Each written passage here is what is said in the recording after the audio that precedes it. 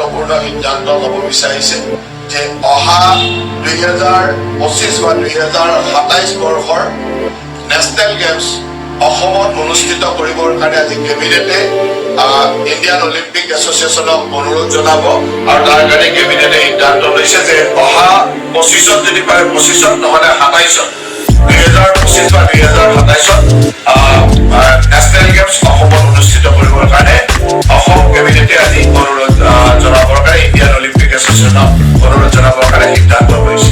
আজি আমাৰ শিক্ষা বিভাগৰ কেইবাটাও অত্যন্ত গুৰুত্বপূৰ্ণ সিদ্ধান্ত হৈছে। তাৰ ভিতৰত আপোনালোকে জানে যে আমি প্ৰতি বছৰে হায়াৰ ছেকেণ্ডেৰীত কৃতিত্বৰে উত্তীৰ্ণ ছাত্ৰ ছাত্ৰীসকলক আমি স্কুটি দি আহিছিলোঁ আৰু এইবেলিও তাৰ কাৰণে আজি আমাৰ কেবিনেটে এপ্ৰুভেল দিছে যে এইবেলিও আগৰ বাৰৰ দৰে হায়াৰ ছেকেণ্ডেৰীত যিসকল ছোৱালীয়ে 60%ৰ এবভ পাব 60% বা তাতকৈ বেছি নম্বৰ পাব তেওঁলোকক স্কুটি দিয়াৰ আৰু ল'ৰাৰ ক্ষেত্ৰত যদি 75% বা তাতকৈ ওপৰৰ মাৰ্কছ পাব তেওঁলোকক স্কুটি দিয়াৰ কাৰণে সিদ্ধান্ত লৈছে। তাৰ লগে লগে অসম কেবিনেটে আৰু এটা সিদ্ধান্ত লৈছে অহা বছৰৰ যাতে ছাত্ৰ ছাত্ৰীৰ মানদণ্ড আৰু ভাল হয় আৰু তেওঁলোকে বেছি প্ৰতিযোগিতাত নামে সেইটো লক্ষ্য ৰাখি অহা বছৰৰ পৰা 75ৰ এবভ ছাত্ৰই হওক বা ছাত্ৰীয়ে হওক ল'ৰাই হওক বা ছোৱালীয়ে হওক সকলোকে 75ৰ এবভতে দিব। এই বছৰ কিন্তু 60% গাৰ্লছ এণ্ড 75% বয়জৰ ক্ষেত্ৰত থাকিব, কিন্তু অহা বছৰৰ পৰাই ল'ৰা আৰু ছোৱালী সকলোৰে ক্ষেত্ৰতে 75%ই মানে ধৰা হ'ব যে 75%ৰ এবভ দিয়া হ'ব। স্কুটি 75 অহা বছৰৰ পৰা এই বছৰ ছাত্ৰীসকলৰ কাৰণে 60% আগতে যেনেকৈ আছিলে আৰু ল'ৰাৰ কাৰণে 75% আৰু এবভ হায়াৰ ছেকেণ্ডেৰী, কিন্তু অহা বছৰৰ পৰা আমি এটা কৈছোঁ যে অহা বছৰ ছাত্ৰ আৰু ছাত্ৰী সমানে হ'ব অহা বছৰ।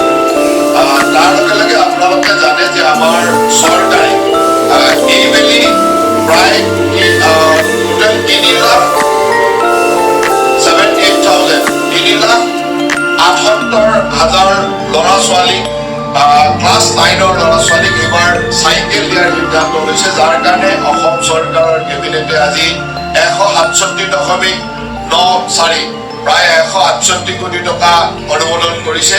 এই ধনেৰে আমাৰ 3,78,000 ছাত্ৰ ছাত্ৰীক ক্লাছ 8ৰ ছাত্ৰ ছাত্ৰীক আমি বাইচাইকেল দিয়াৰ ব্যৱস্থা কৰিছোঁ। যি বাইচাইকেল থকাৰ কাৰণে বহুত দূৰৰ ছাত্ৰ ছাত্ৰীৰ অসুবিধা হয়, কেতিয়াবা স্কুলত পাবৰ কাৰণে অসুবিধা হয়, সেই কথাটো লক্ষ্য ৰাখি ছাত্ৰ ছাত্ৰীসকলৰ যাতে শিক্ষাৰ ক্ষেত্ৰত আগ্ৰহ বৃদ্ধি হয়, বিভিন্ন ইণ্টাৰভিউৰ ঠাইৰ পৰা আহি সময়মতে স্কুলত উপস্থিত হ'ব পাৰে, এই কথাবিলাকৰ লক্ষ্য ৰাখি ক্লাছ 9ৰ ছাত্ৰ ছাত্ৰীক 3,78,000 ছাত্ৰ ছাত্ৰীক একেলগে এই বছৰ চাইকেল দিয়াৰ সিদ্ধান্ত লোৱা হৈছে।